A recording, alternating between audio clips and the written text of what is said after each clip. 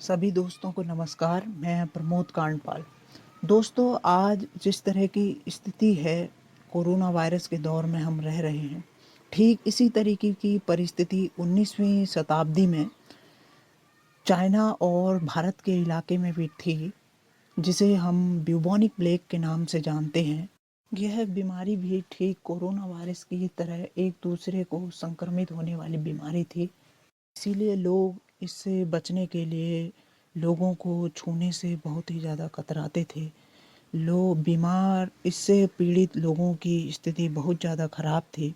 और भारत जैसे समाज में जहाँ पर छुआछूत जैसी समस्या पहले से ही व्याप्त हो, उस समय पर इस ब्यूबोनिक प्लेग में परिस्थिति और भी ज़्यादा ख़राब हो गई। उन लोगों की जो समाज में वंचित, जिन्हें छुआछूत के कारण लोग छूने से वैसे ही कतराते थे, उन लोगों की स्थिति इस समय पे और ज़्यादा खराब हो। ऐसा ही एक वाक़या है 1897 का, जब मडुआ गांव में महारों की बस्ती में पांडुरंग बाबाजी गायकाड का पुत्र प्लेग से पीड़ित हुआ। तो वहाँ एक महिला गई और एक बीमार बच्चे को पीठ पर लाद कर अस्पताल लेकर आई।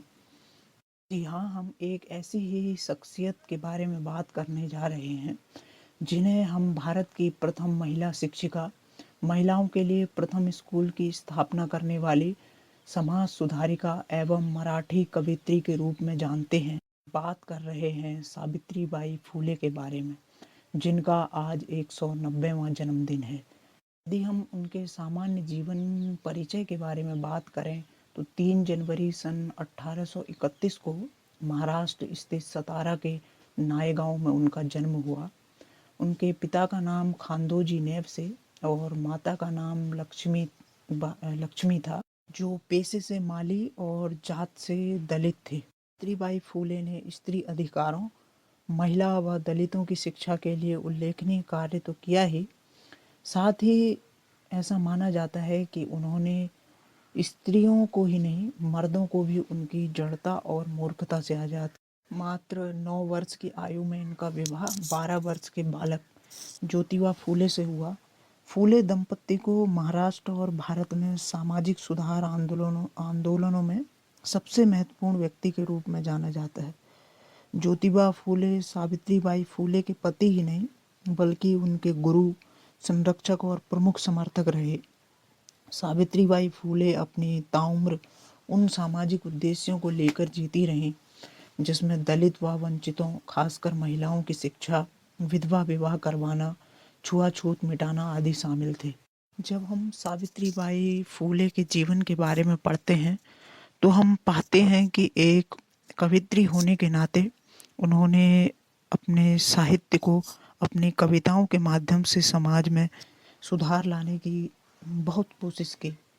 जिस दोस्तों, सावित्रीबाई फूले सामाजिक असमानताओं को अपना दुश्मन तो मानती ही थी, किंतु उससे भी पहले वे अपना सबसे बड़ा दुश्मन अज्ञान को मानती थी। इसलिए उन्होंने एक कविता के माध्यम से यह बताने की कोशिश की, जिसका हिंदी अनुवाद इस प्रकार है कि हमारे जानी दुश्मन का नाम है अज्ञान, उसे धर दबोचो, मजबूत पकड़ कर पीटो और उसे जीवन से भगा दो।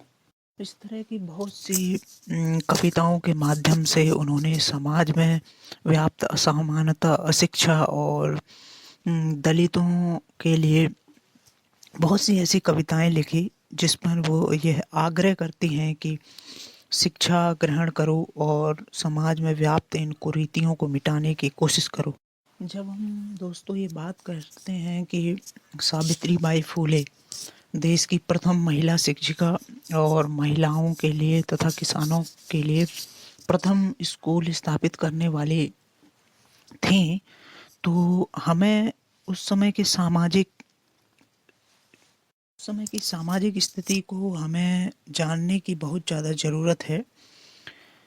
जब उन्होंने यह शुरुआत की, 1 जनवरी 1848 को पुणे के शहर भिंडेवाड़ी में लड़कियों के लिए जब उन्होंने प्रथम स्कूल खोला, तो समाज से उन्हें बहुत ज़्यादा ताने, बहुत ज़्यादा ऐसी समस्याओं का सामना करना पड़ा।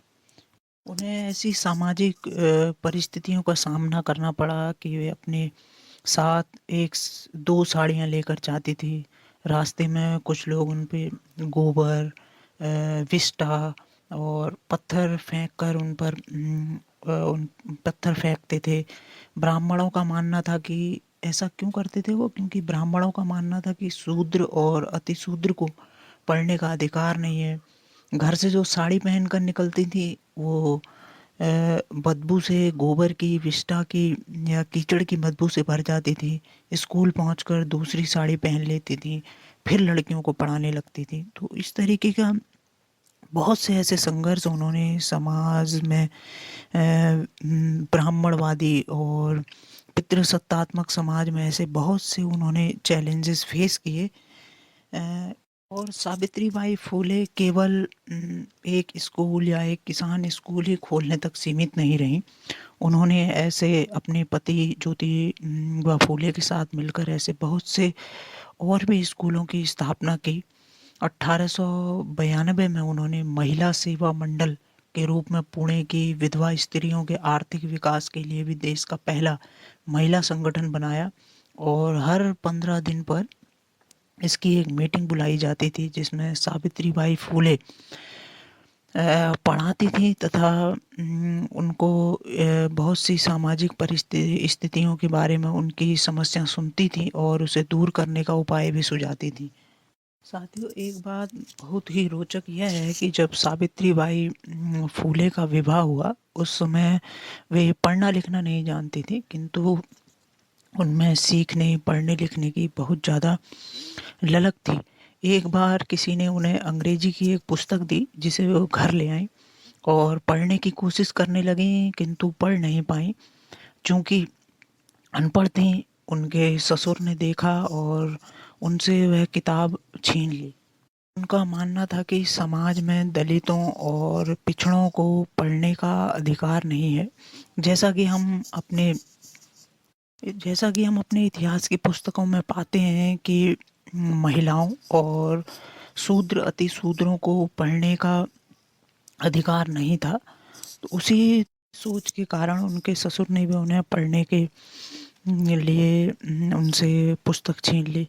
लेकिन ज्योतिबा फूले जो हमेशा सावित्रीबाई फूले की मदद किया करते थे, जो मात्र कक्षा तीसरी तक ही पढ़े हुए थे, उन्होंने सावित्रीबाई फूले को घर में ही पढ़ाया और उन्हें शिक्षा दी। सावित्रीबाई फूले ने इस स्कूल की स्थापना करने से पहले अपनी शिक्षा तो ग्रहण की ही, साथ ही उन्होंने 2 एनजीओ द्वारा चलाए जा रहे टीचर ट्रेनिंग प्रोग्राम में भी अपने को इनरोल किया और वहाँ से वे टीचिंग ट्रेनिंग सीखकर इस प्रथम स्कूल के खोलने के कुछ दिनों बाद ही ब्राह्मणों ने ज्योतिबा फूले के पिता और सावित्रीबाई फूले के ससुर को डराया धमकाया, जिसके कारण सावित्रीबाई फूले के ससुर ने दोनों दंपत्ति को अपने घर से बाहर निकाल दिया।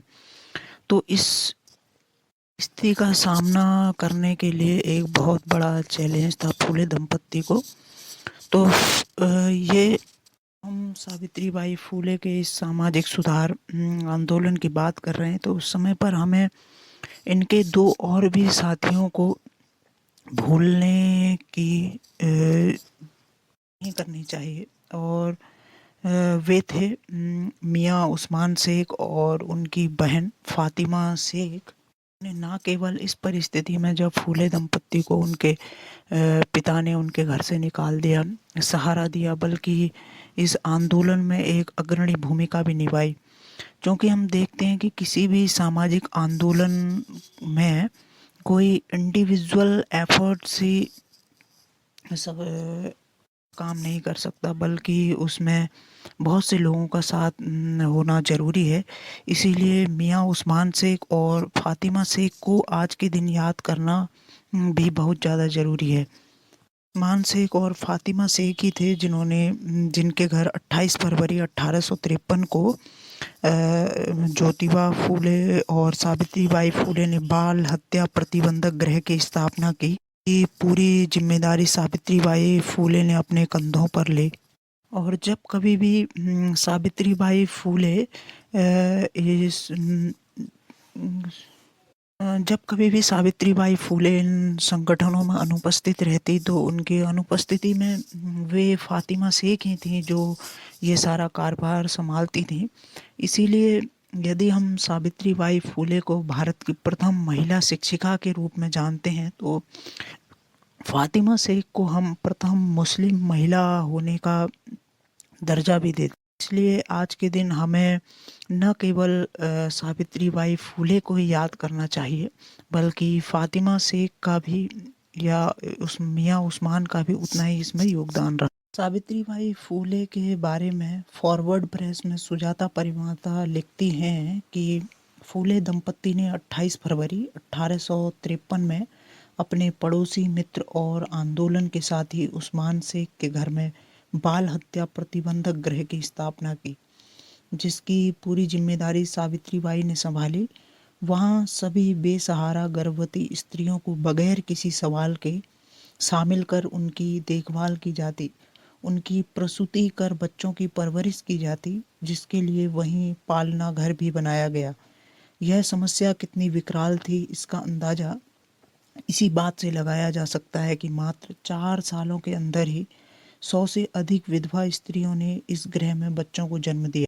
तो दोस्तों आज के दिन न केवल हमें सावित्रीबाई फूले को याद करना चाहिए बल्कि हमें उनके बारे में अधिक से अधिक पढ़ने की ज़रूरत है। और किसी ने लिखा है कि सावित्रीबाई फूले को केवल हम डाक टिकटों के लिए याद ना करें, याद करें तो इस बात के लिए कि उस समय का समाज कितना घटिया और निर्दयी था। उस अंधविश्वासी समाज में कोई तार्किक और सहृदयी एक महिला भी थी जिसका नाम सावित्रीबाई फूले था। अंत में उनकी इस कविता के साथ मैं इसको अंत कर रहा हूँ कि उनकी कविता इस प्रकार है कि जाओ जाकर पढ़ो लिखो, बनो आत्मनिर्भर, बनो मेहनती, काम करो ज्ञान और धन इकट्ठा करो। ज्ञान के बिना सब खो जाता है, ज्ञान के बिना हम जानवर बन जाते हैं।